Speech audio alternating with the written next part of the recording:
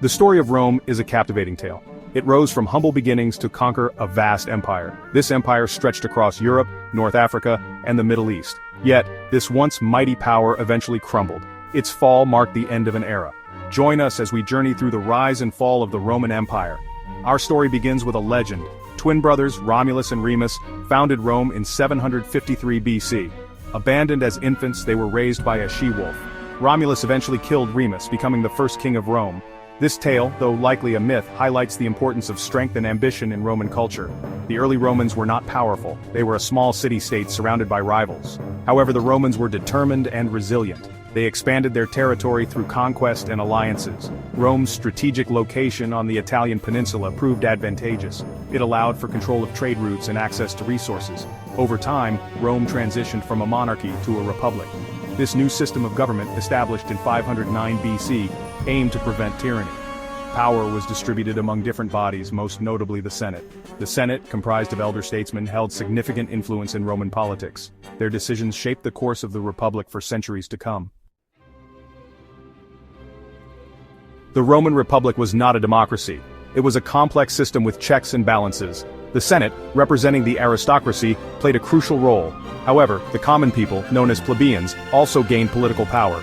They formed their own assemblies and elected tribunes to represent their interests.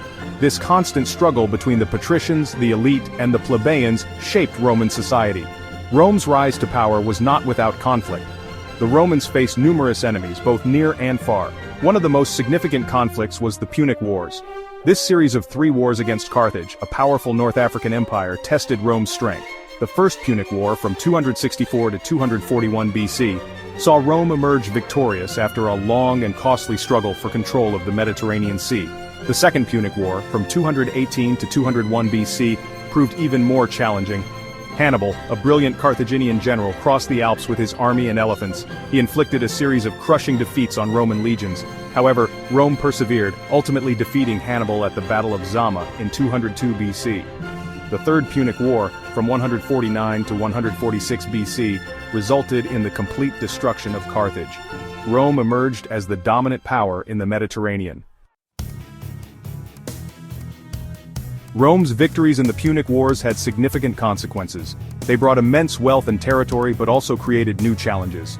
The Roman Republic, once known for its stability, faced internal turmoil. Social tensions rose as the gap between the rich and poor widened. Political corruption became rampant. Ambitious generals, backed by their loyal legions, challenged the authority of the Senate. Among these ambitious figures was Gaius Julius Caesar. A skilled general and charismatic leader, Caesar rose to prominence through his military successes in Gaul, modern-day France. His growing popularity and influence alarmed the Roman Senate, who feared his ambition.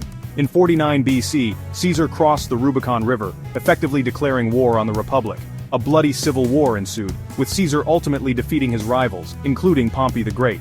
Caesar emerged victorious, becoming the undisputed ruler of Rome. He implemented numerous reforms, including a new calendar and the expansion of Roman citizenship. However, his reign was short-lived. In 44 BC, Caesar was assassinated by a group of senators who feared he had become too powerful. Caesar's assassination plunged Rome into another period of civil war. His adopted son Octavian emerged as the victor after defeating Mark Antony and Cleopatra. Octavian, later known as Augustus, became the first Roman emperor in 27 BC. He ushered in a new era known as the Pax Romana, a period of unprecedented peace and prosperity lasting for 2 centuries. Augustus skillfully consolidated his power and stabilized the empire. He implemented administrative reforms, strengthened the army, and patronized the arts. Under his rule, Roman literature, architecture, and engineering flourished. The Romans built impressive roads, aqueducts, and public buildings, many of which still stand today as testaments to their engineering prowess. The Pax Romana was a golden age for the Roman Empire. Trade flourished, the population grew, and Roman culture spread throughout the Mediterranean world. This period saw the rise of iconic figures like the poet Virgil, the historian Livy, and the philosopher Seneca. Their works continue to influence Western thought and literature. Even the mightiest empires eventually crumble. By the 3rd century AD, the Roman Empire faced numerous problems. Internal corruption, economic instability, and barbarian pressure weakened the empire. Weak emperors exacerbated these issues. The empire was too vast to manage. In 285 AD, Diocletian divided the empire. This aimed to improve administration and defense, but it hastened the Western Empire's decline. Germanic tribes pressured the Western Empire.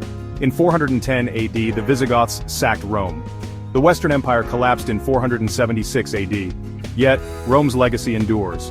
Roman law, architecture, and culture influence us today. From Justinian's Code to the Colosseum, Rome's impact is lasting. The Roman Empire's story offers lessons on the rise and fall of civilizations.